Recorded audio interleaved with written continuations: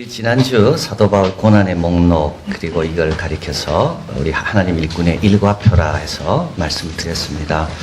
여러분 이런 걸 자꾸 외우면 이제 치매 예방에 좋습니다. 9가지 고난, 8가지 자원, 3가지 수단, 7가지 역설. 9837 계속 외우십시오. 9837 기도할 때도 9837입니다. 하나님 9837 이 치매 예방에 아주 좋습니다. 하나님 일꾼은 견뎌야 됩니다. 9가지 고난입니다. 이 고난의 눈부러라 했습니다. 1가지 고난으로는 환난, 궁핍, 곤란이라 했습니다. 구체적인 것은 매맞음, 갇힌, 요란한 것이라 했습니다. 또 스스로 자원해서 감당하는 고난이 있습니다. 수고함, 자지 못함, 먹지 못함. 333 아우입니다. 그 다음에 하나님 일꾼이 갖춰야 될 8덕성. 이건 하나님의 병기고에 우리가 사용할 수 있는 우리에게 허락된 겁니다. 우리를 위해 열어놓고 계시는 우리에게 허락된 자산입니다. 깨끗함, 지식, 오래 참음, 성령의 감함, 진리의 말씀, 하나님의 능력 8가지. 그리고 하나님은 종은 어떤 반응에도 흔들리지 말아야 되는 이 양극단의 세 경우, 성공, 실패, 아름다운 이름이나 욕된 이름. 그리고 마지막으로 이런 것들을 잘 견딜 때 하나님이 종이 경험하는 7가지 역설. 죽은 자 같으나 보라 우리가 살고 아무것도 없는 자 같으나 모든 것을 가진 자로다. 98 뭡니까? 37 9837 사도 바울이 이렇게 하나님의 종의 일과표를 말하는 이유가 있습니다. 그죠? 자꾸 사도 바울 보고 하나님의 종이 아니라 그러거든요. 그래서 사도 바울은 좀 편지는 읽을만 한데 말이 누라다고 이런 이상한 소문을 듣고 고린도 교회 교인들도 사도 바울을 그렇게 판단하고 있는 겁니다. 그리고 떠나 있으면 담대한데 우리 만나면 비굴한 이게 사도 바울이라고 고린도 교인들이 생각하고 있는 겁니다. 이게 거짓 사도들의 영향을 받아서 이런 겁니다. 그래서 사도 바울은 내가 참된 하나님의 일꾼임을 보여야 되는데 뭘 보입니까? 이 고난의 눈보라를 보여주는 겁니다. 자, 그리고 나서 오늘 본문의 12절 고린도인들이여 너희를 향하여 우리의 입이 열리고 우리의 마음이 넓었으니 참 여러분 마음이 넓다 좁다는 걸 요번에 오늘 꼭 아셔야 됩니다. 나는 마음이 넓은 사람입니까? 나 마음이 좁은 사람입니까? 마음이 넓다 좁다는 건 마음의 크기가 아닙니다. 다른 게 들어올 여지가 있으면 마음이 넓은 사람입니다. 마음이 좁은 사람은요 다른 사람 누군가 들어올 여지가 없습니다. 내하고 마음에 안 맞는 사람 들어올 여지가 없지요. 이 사람은 마음이 좁은 사람입니다. 비록 내하고 잘 안 맞아도 그 사람이 들어올 자리가 있습니까? 이 사람은 마음이 넓은 사람입니다. 사도 바울은요 마음이 넓다라고 이야기합니다. 고린도 교회 교인들 나를 향해 오해해도 내 마음은 없다고요. 너희들이 들어올 여지가 너무나도 많이 있다는 겁니다.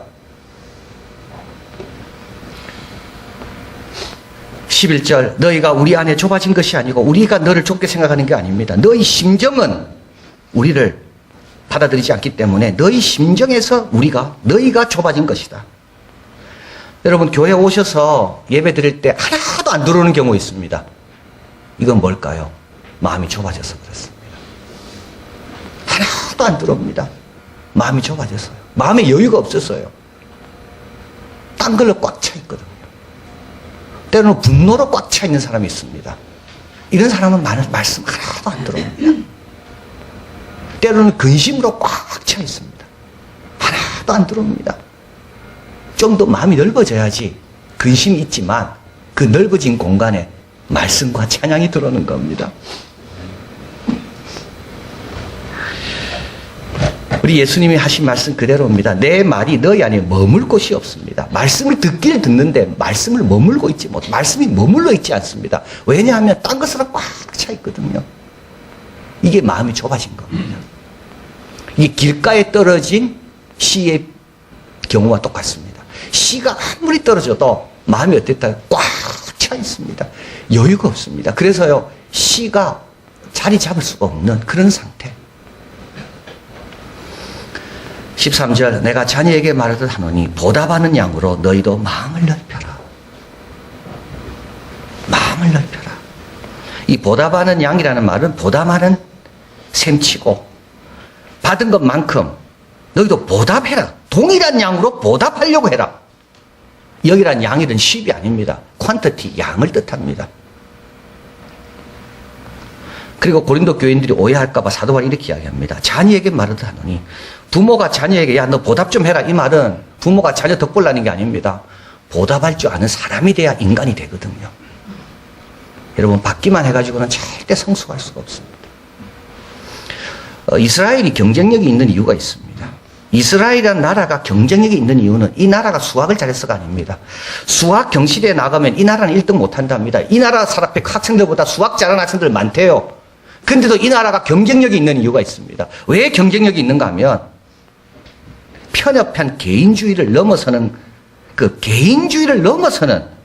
포괄적 범위에 봉사하는 가치를 이 백성들은 알고 있다는 겁니다.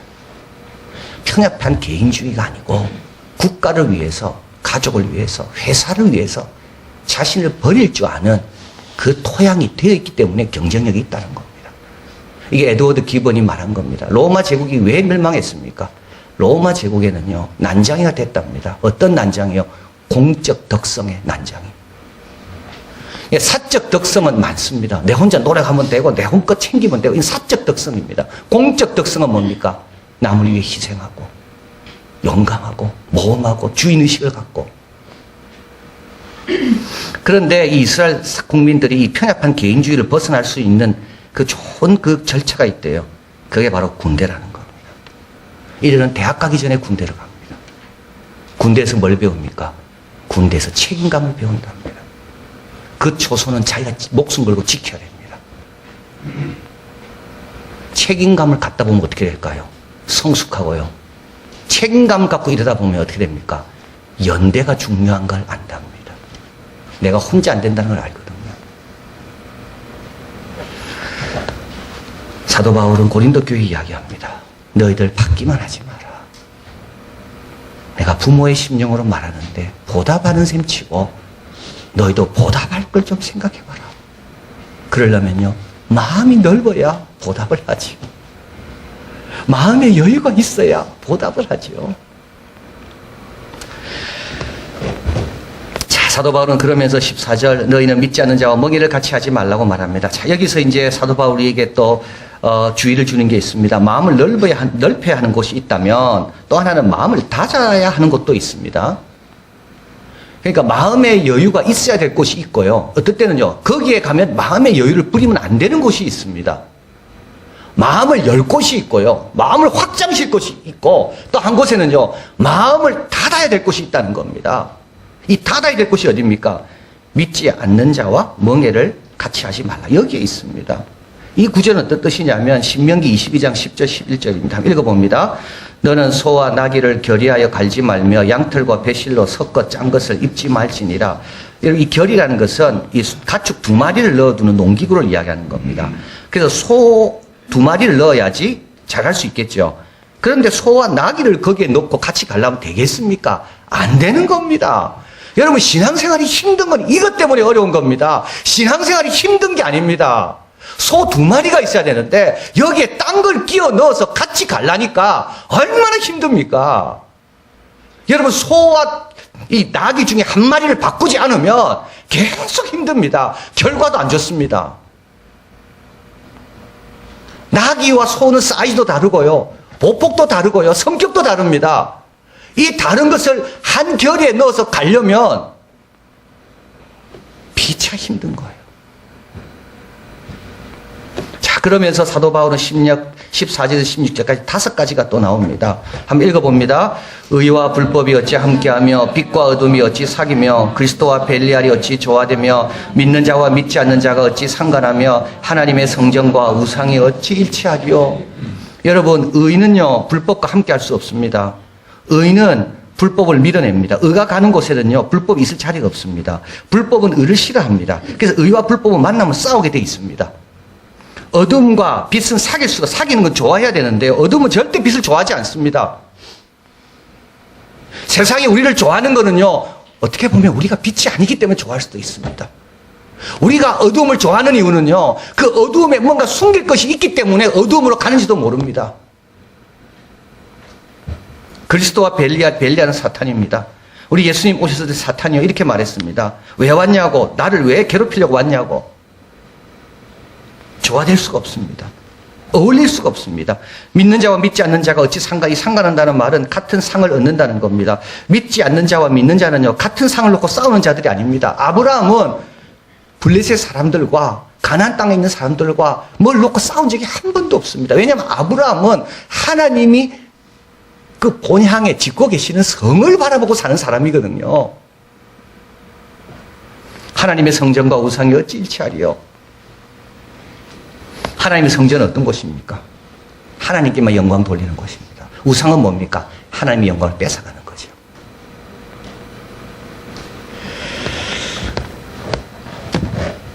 근데 고린도 교회는 거꾸로 살고 있습니다. 사도 바울에 대해서는 마음을 닫고요, 근본적으로 일치할 수 없는 것에 대해서는 마음을 열고 있습니다. 교회 와서는 마음을 닫고요, 세상 나가서는 마음을 열고 있습니다. 교회 와가지고 말씀 들을 때는 아주 비판적으로 듣습니다. 세상에서 이야기 들을 때는 아주 마음을 열고 듣습니다.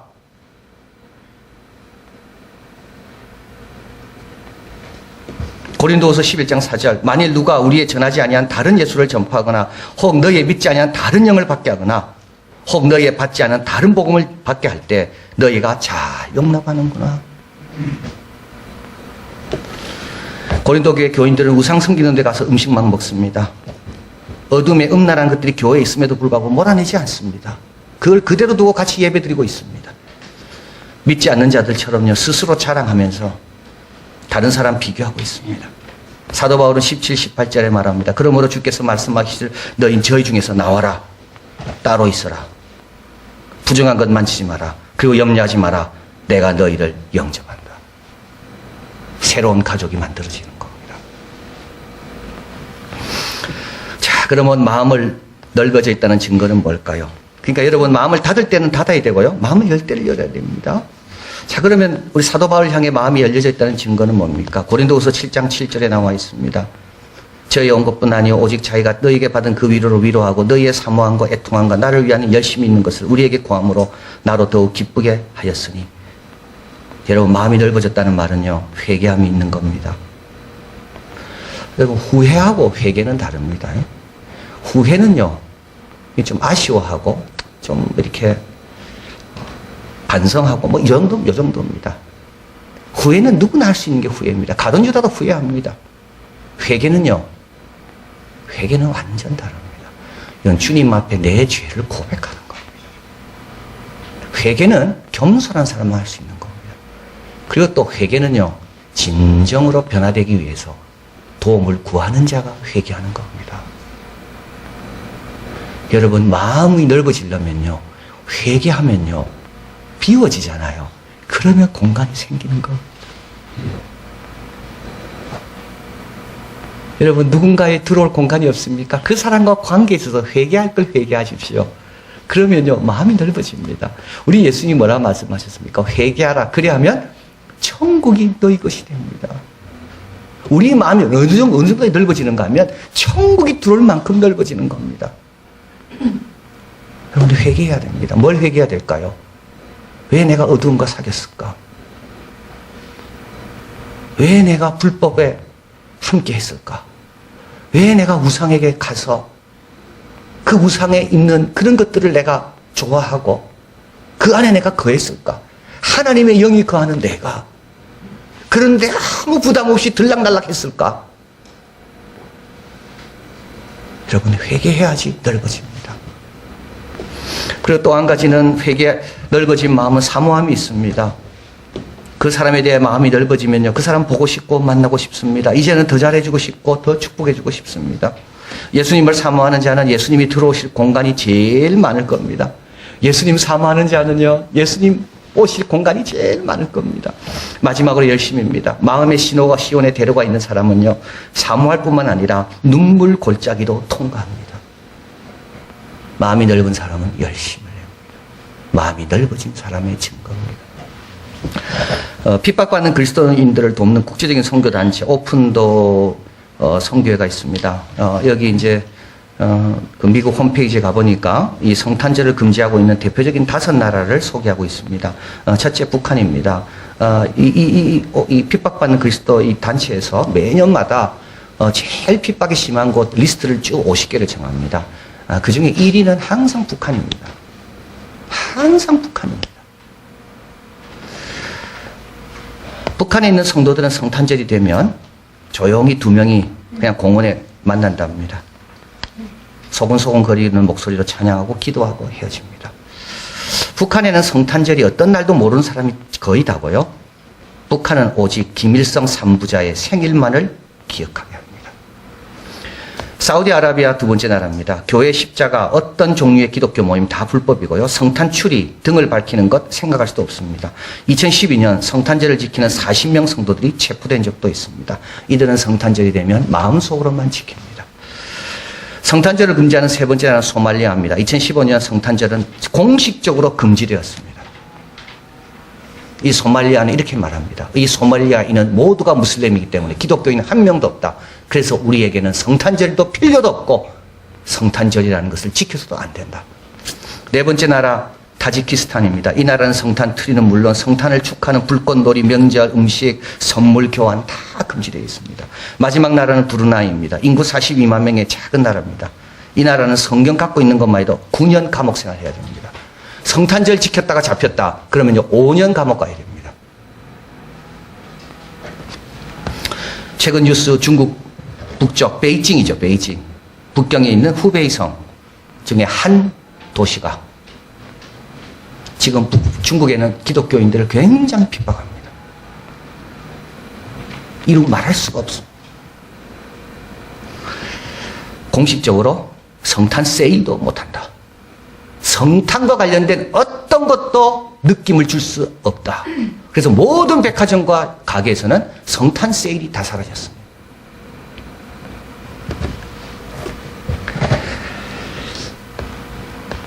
여러분께 성탄을 금지하는 것은 성탄이 주는 기쁨과 메시지가 그만큼 크고 두렵기 때문일 겁니다. 이 핍박받고 있는 그리스도인들이 우리를 향해 뭐라 말할 것인가 한번 생각해 봅니다. 이제 우리가 다음 이틀 있으면 성탄절인데요. 이 자유롭고 평화로운 나라에 있는 우리들이 이 성탄절을 지킬 때 그들이 어떤 마음으로 우리에게 권면할까요? 더 귀하게 여기고 더 힘차게 지내고 더 정성으로 보내라. 우리 예수님이 처음 오셨을 때 계실 곳이 없었다 그랬습니다. 사관이 없어서 말구이에 누우셨습니다. 우리의 마음은 그 사관과는 달라야 됩니다. 우상과 불의로 함께 한 것을 여러분 회개하시고요. 예수님을 더 사모하시고 그분을 만나기 위해 열심을 내야 됩니다. 그러면 그분이 얼마나 좋아하실까요? 우리의 그 넓어진 마음에 그분의 그 큰 사랑으로 임하실 것이고 성탄의 기쁨과 평강이 우리 가운데 넘치게 될 줄을 믿습니다. 사랑하는 하나님 너무 감사합니다. 우리의 뭐고 가득 차 있습니까? 그래서 말씀도 들어오지 않고 찬양도 들어오지 않고 기도도 안 되고 다 회개하기를 원합니다. 우리가 믿음이 없어서 그렇고 사랑이 없어서 그렇고 주님을 향한 우리의 충성이 부족해서 그렇고 다 비우게 하여 주시옵소서. 고린도 교회 교인들은 복음을 듣기 전에 말 못하는 우상에 끌려갔던 자들입니다. 그러나 지금은 주님 앞으로 왔는데도 여전히 마음이 좁아져 있습니다. 저희들도 똑같습니다. 이번 성탄절을 맞이하면서 우리 예수님 오셨을 때 거할 곳이 없으셨던 그 사관이 아니라 우리한테 왔을 때 거할 곳이 많아서 주님이 갖고 계신 모든 것을 갖고 들어오실 수 있는 그런 넓은 마음, 그런 좋은 마음, 그런 복된 마음으로 성탄의 축복과 영광을 누리고 하나님께 영광 돌리는 우리 한 사람 한 사람 다 되게 하여 주시옵소서. 예수 그리스도 이름으로 기도하옵나이다. 아멘.